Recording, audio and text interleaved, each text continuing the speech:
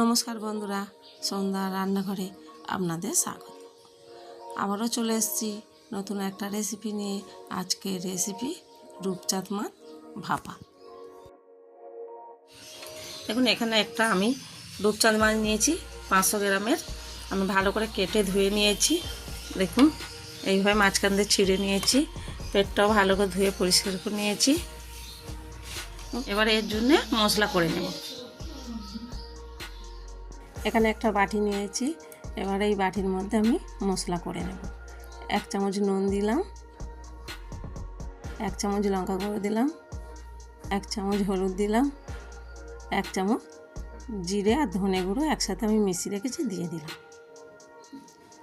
আদা রসুন বাটা 1 চামচ দিলাম। একটা গোটা লেবু কেটে নিয়েছি, এর রসটা নিগড়ে দেব।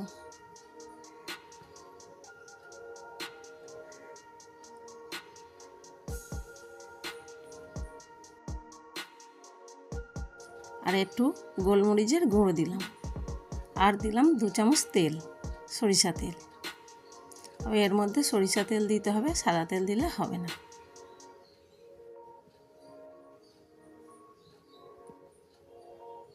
আর দিলাম অল্প করে কাশ্মীরি লাল লঙ্কা গুঁড়ো। আর দিলাম 1 চামচ ধনেপাতা আর কাঁচা লঙ্কা বাটা। এই সবগুলো ভালো করে মেখে নেব।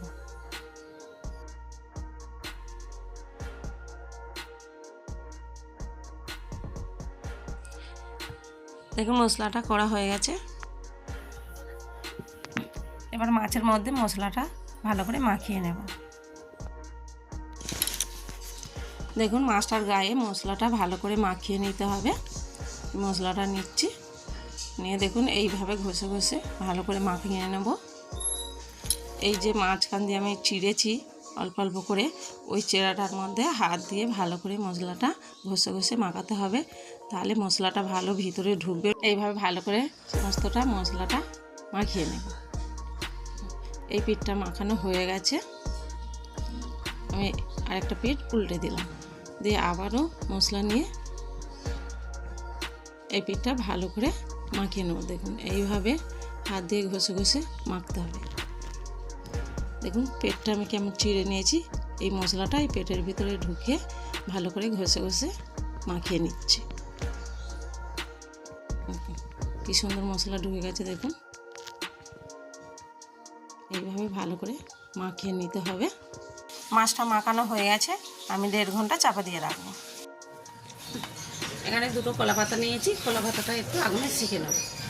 এভাবে আগুনে একটু সেঁকে নিতে হবে, নিলে কলা পাতাটা নরম হবে।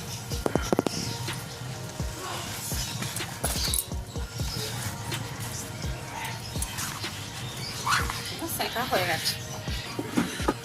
এখানে 2টো কলা পাতা আমি সেঁকে নিয়েছি। এই কলা পাতাগুলো কেমন নরম হয়ে গেছে দেখুন। এইভাবে সেঁকে নিলে মুড়তে সুবিধা হবে, কলা পাতাটা ফেটে যাবে না। দেখুন, এখানে আমি মাছটা ভাপাতে দেব, তাই একটা হাঁড়িতে জল নিয়েছি। জলটা বসিয়ে দিয়েছি গরম হতে। 1.5 ঘন্টা হয়ে গেছে। মাছটা খুলে দেখছি, কত সুন্দর হয়েছে। এইটা এবারে আমি এই কলা পাতা নিয়েছি, এই কলার পাতাটার মধ্যে দিয়ে দেব। এই মাছটা আমি এইভাবে কলা পাতার মধ্যে দিয়ে দিলাম। এই যা মশলা আছে মশলাগুলো দিয়ে দেব।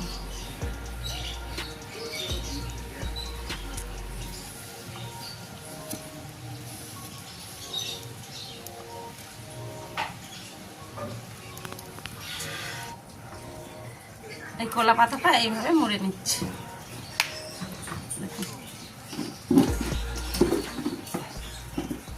এইভাবে মুড়ে নিচ্ছি, আরো একবার এটা মুড়ে নিচ্ছি। এটাকে উঁচু করে নিলাম, নিয়ে এটাও মুড়ে নেব। এইটা সাইড দিয়ে এইভাবে মুড়ে নিচ্ছি, আর এই পাশ দিয়ে এইভাবে তুলে নিচ্ছি।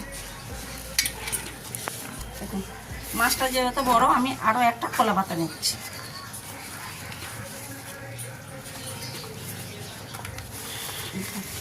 এটাও একই রকম ভাবে মুড়ে নিচ্ছি।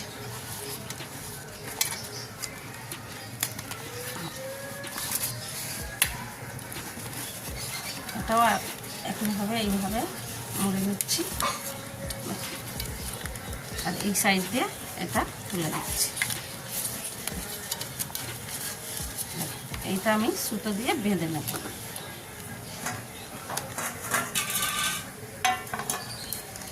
এখানে একটা সাদা রঙের সুতো নিয়েছি, এই সুতোটা দিয়ে বেঁধে নেব। এই মাছটা এইভাবে জড়িয়ে জড়িয়ে বেঁধে নেব পুরোটা ভালো করে বেঁধে নিতে হবে। বাঁধা হয়ে গেছে। এবার আমি কি দুটো কোট ধরে গিট বাঁধছি।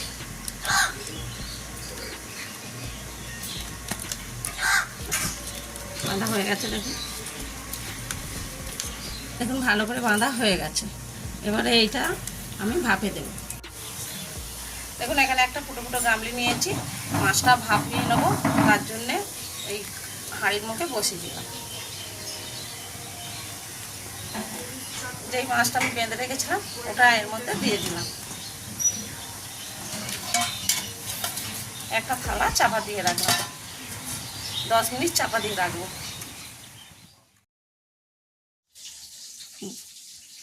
10 মিনিট হয়ে গেছে, এবার খুলে দেখছি। এবার মাছটাকে একবার উল্টে দিচ্ছি।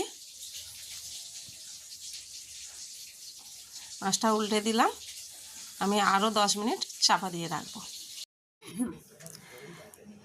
দেখুন বন্ধুরা 20 মিনিট হয়ে গেছে।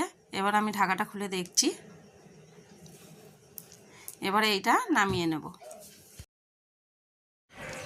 নামিয়ে নিয়েছি, এটা ঠান্ডা হতে দেব। ঠান্ডা হয়ে গেছে, এটা খুলছি।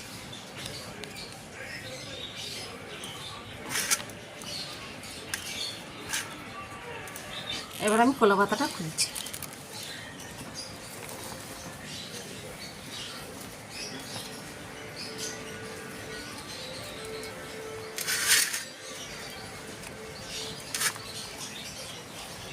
আস্তে খুলছি, যেহেতু অনেকবার মরেছি তো আমি আস্তে আস্তে খুলছি। দেখুন কত সুন্দর হয়েছে। দেখুন বন্ধুরা এটা খোলা হয়ে গেছে। এবারে আমি এটা প্লেটে তুলে নেব। আর দেখুন মাছটা কত সুন্দর সিদ্ধ হয়ে গেছে। দেখুন এই দেখুন, দেখুন কত সুন্দর দেখতে হয়েছে, দেখে খেতে ইচ্ছা করছে। এটা যদি গরম ভাতের সাথে হয় আর কিছু লাগবে না।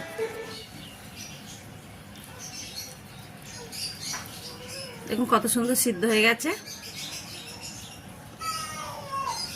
এবারে এটা আমি খেয়ে দেখছি, খুব সুন্দর খেতে হয়েছে। আপনারা একবার ঘরে বানিয়ে খেয়ে দেখবেন।